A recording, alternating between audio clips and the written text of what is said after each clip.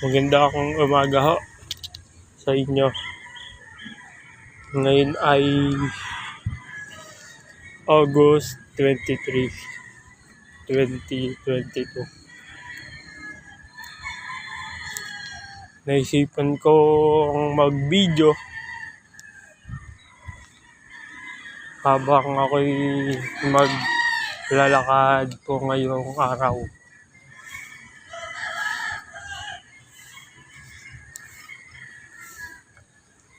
Ako'y nandito po ngayon sa Summit Point. Yung mga nagwawalis.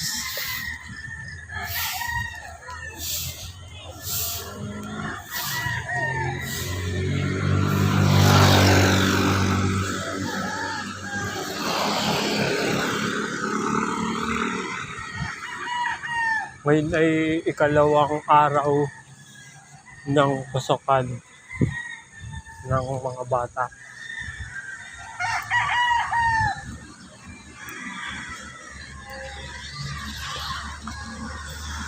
Kalawang araw ng pasukan ng mga bata. Ako'y online class pa lamang.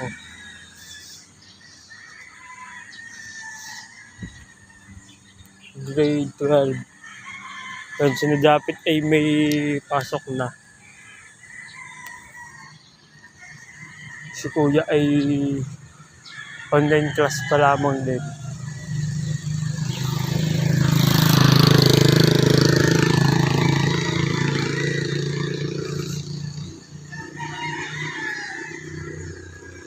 Meron din mga din sa loob ng summit. May mga nagtitinda din ng isda. Yung mga taga-Pork Uno.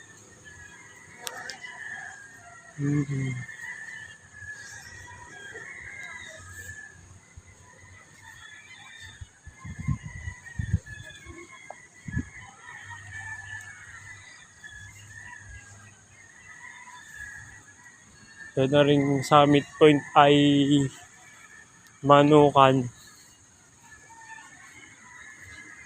farm ng mga malalaking negosyante.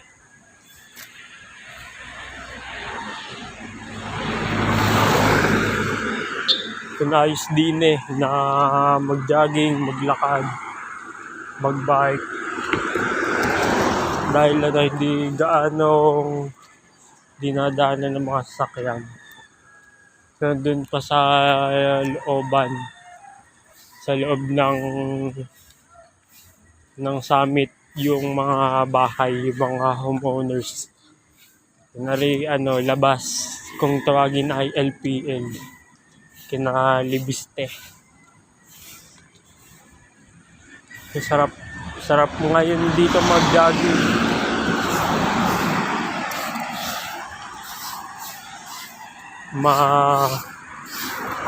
Madagin.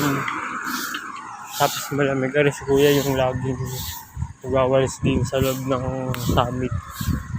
Sa mga lagi kong nakikitang pinakamasipag na siguro yung hanap buhay yan ni kuya. Taga Puukan. Malapit din sa Pork 2, pagitan boundary ng Pork 2 at Pork 3.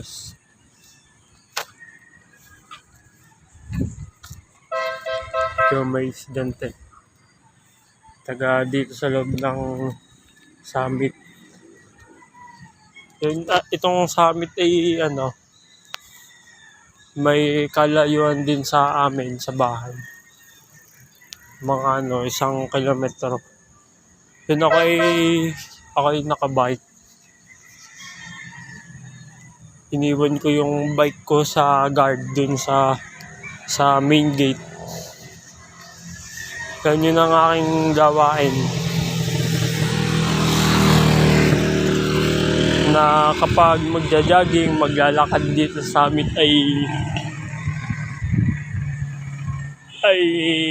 nakabike. Nilalakad na lamang. Yung mga panahong wala pa akong bike, Minsan ako'y nagsasakay pa, nagta-tricycle. Mga halagang 10 piso, 20 balikan. Yun, ito, yung paglalakad at pagja-jogging, sa pinagkakalibangan ko kapag nagigising ng maga o di kaya naman ay exercise na din.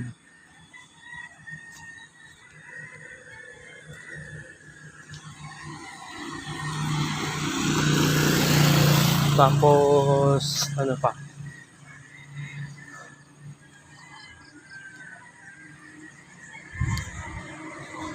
Yun, yung mga panahon na ito katatapos lamang ng liga. Yung kami ay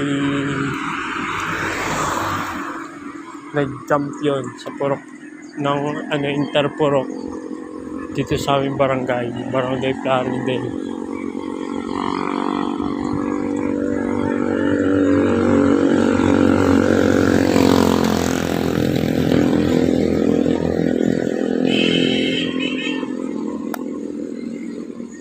At ito din yung mga panahong nagsisimula na ding magsibalikan yung tumpukan ng mga tao, yung mga gathering. Kaya katatapos lamang din ng interbarangay. At ang nag-champion ay Bulaknin. Hindi ako kasali doon sa interbarangay na nag-entry ang Plaridel. Dahil wala ang coach namin na Kuya Nuli at overage na din daw. Ang dami ng aso, tol.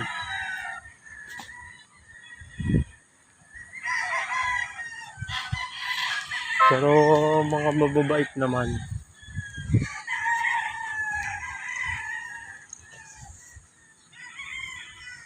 Yun. Tapos sa bahay naman kakaalis lang ng mama dahil papasok ng trabaho. Siguro mga alas 5 yun umalis. So, bago umalis si Japit ay papasok na din ang school. Naka-Jordan daw 1. Siguro tulog pa. Daddy nagkakape.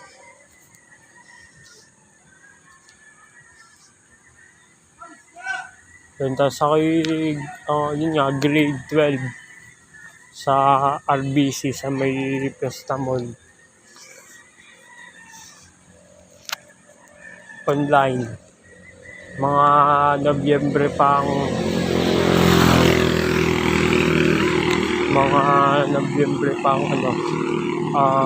face to face. Yung nakakamiss ang face to face class at yung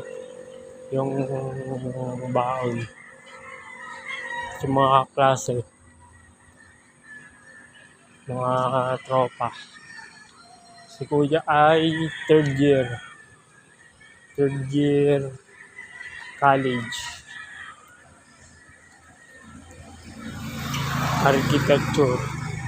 Si Japit ay grade 10 ata, hindi ko alam. Dun sa Plaridel sa amin, malapit sa court. Yan, walking distance.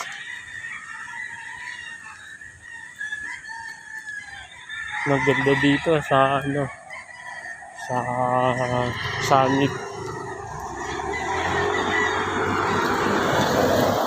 Paglaki ko, hindi ko makakalimutan ng lugar na ito. Napaka-memorable ng lugar na ito.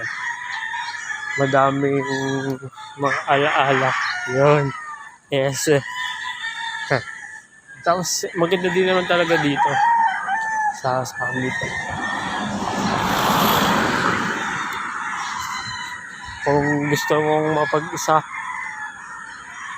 punta ka lang dito at ika'y marerelax sa huni ng mga manok, hindi ibon.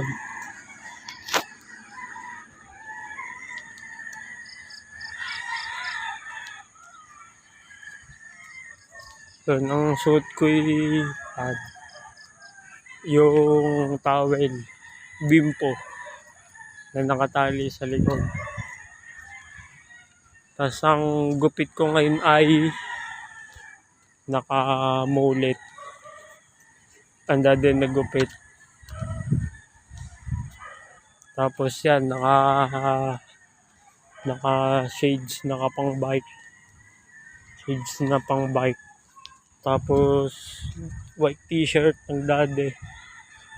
Yan, tie chem. Ewan kung saan yung galing. Tapos jogging pants na binili Shopee. Halagang ano lang ata, 70. Kaya tapos ako nakatuck-in.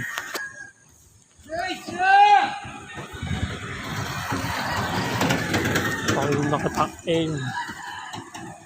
Tapos ang suot kong sapatos ay Kyrie 3 na binili sa Cartimar noong tagal na, mga taong 2017 gayon. Kami ng dating bumili sa Maynila. Kyrie 3 aray kay Japet hindi nakasya sa kanya, kaya ako na nagsusuot. Yung aking Kyrie 3 ay binigay ko na sa anak ng Ate Perla. Yun, mga naman nang magpursige yung bata na maglaro ng basketball. Yun, yung aking Kyrie 3 ay ayos pa yun. Ayos pa, mas maayos dito sa ginagamit ko na kay Japet. Yun, dahil jogging lang naman, lakad, ayos na ayos ang sapatos na ito.